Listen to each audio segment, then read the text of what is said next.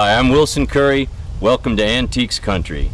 And today I'm standing on this overlook high above Blue Mountain Lake here in the beautiful Adirondack Mountains in northern New York.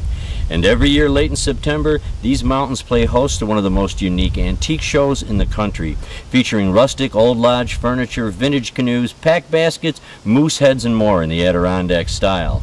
Now the show officially opens tomorrow, but we've come in ahead of time so we can share all the behind-the-scene activities with you.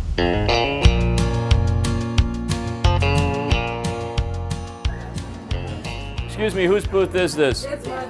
Can a fox really do this? How old is it? How old is a mount like that? What can you tell us about something like that? Well, let's see. The age of that fox. He's from Scotland. Now you know that for a fact. Yes, it's a Scottish fox. Can't you tell by the coloring? Okay, well, when I see a fox without a kilt, I'm not sure where his origin is from.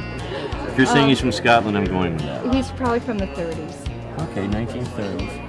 And once again, that all-important aspect, Scottish fox, no kilt, but with fishing creel, $6.95.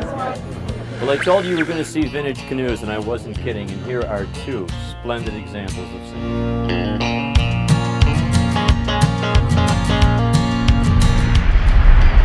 Well, we're here with Burt Savage of Larch Lodge. I've enjoyed seeing your ads. It's good to meet you finally, Burt. I know we were sort of following you around the marketplace this morning. We saw you buy one of the fishing creels that we looked at earlier on, and it was an outstanding example, you've got to admit. I sure do. I was worried that you were a customer about to buy it ahead of me. Well, that happens frequently, doesn't you? Wait for that person to put something down, but we did, and you have it, and we're pleased for it. It was a great creel. It was one of the best we've ever seen.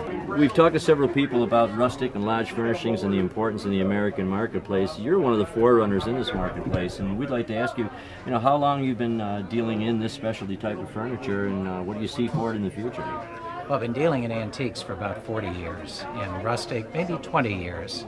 I was just talking to a friend outside, reminiscing about a show promoter that once threatened me, and he said, "You don't dare bring rustic to one of my shows." And now it's completely changed. It certainly is. This show is a fine example of how things have changed. I just think it's one of the warmest categories in all antique collecting.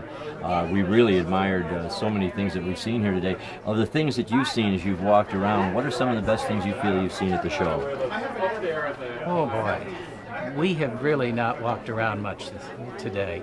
We spent most of the day setting up the booth. Okay. So I guess the fishing creel is maybe the best we bought today. Well, if you want, we can take another look at that again. If you remember this morning, we saw the all-important, what's a salmon creel, and you saw it this morning in one person's booth, and now you'll see it this afternoon here at the pre-show in another person's booth.